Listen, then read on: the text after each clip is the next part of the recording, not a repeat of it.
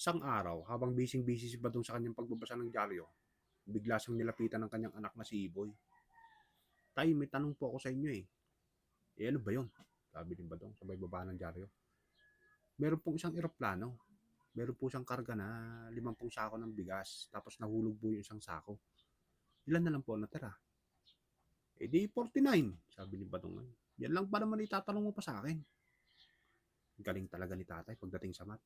Ito tay, may tanong pa po ako sa inyo. Paano nyo pong ipapasok yung elepante sa loob ng refrigerator? Aba, hindi yata kasi yun. Hindi pwede yun. Malaki yung elepante. Pwede po itay, sabi ni Iboy. Bubuksan nyo po yung refrigerator tapos ipapasok nyo po yung elepante. Aba, niluloko mo yata ako eh, sabi ni Badong. Ay, hindi po. Ito pa po, may tanong pa po ako.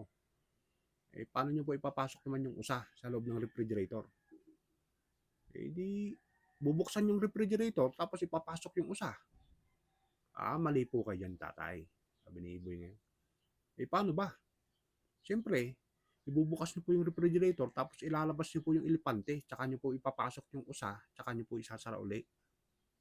Aba, pinagluloko mo akong tarantado ka, sabi ni Badong ngayon, mainit ng ulo. Hindi po tay. May tanong pa po ako sa inyo. Ngayon po, sa kagubatan, nagkaroon po ng birthday party yung Haring Leon. Inimbitahan po niya lahat ng hayop. Ang tanong po, sino po ang hayop ang hindi makaka-attend sa birthday party? Di yung daga, sabi ni Badong ngayon. Bakit po daga? Siyempre, takot yung daga sa leon eh. Kakainin siya nun eh. Ay, mali po kayo dyan. Ano ba? Sabi ni Badong ngayon. Siyempre, yung usa. Kasi nasa loob po siya ng refrigerator eh. Hindi po siya makaka-attend. Intindihin niyo na pang mabuti. Hindi po yung puro galit kayo. Sabi na ni Iboy ngayon. Aba, oo nga no. Sige nga, magtanong ka pa nga. Nagtanong uli si Iboy ngayon. Ngayon po, doon po sa kagubatan, meron pong matanda. Gusto po niyang tumawid sa ilog. Kaya lang, yung ilog na yun, punong-puno po ng buhaya. Paano po siya makakatawid? Ano pong gagawin niya? Di magbabangka siya. Mali po kayo dyan, tay. Ano ba? Sabi ni Badong ngayon. Birthday party po nung Leon eh. Lahat po ng hype, inimbitahan niya, pati yung mga buhaya. Kaya libre po siyang makakatawid dun sa ilog. Tarantado kang bata ka, niluloko mo na lang ako eh, sabi ni Badong sa anak niya. Hindi po. Ngayon po, yung matanda na yun, nakatawid po siya sa ilog.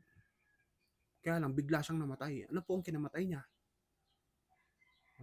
Siguro napagod yun. Kasi lumangoy siya eh. Hindi po tayo. Mali po kayo, sabi naman ni Ibon. Ano ba kinamatay niya? Siyempre, nabagsakan po ng isang sakong bigas.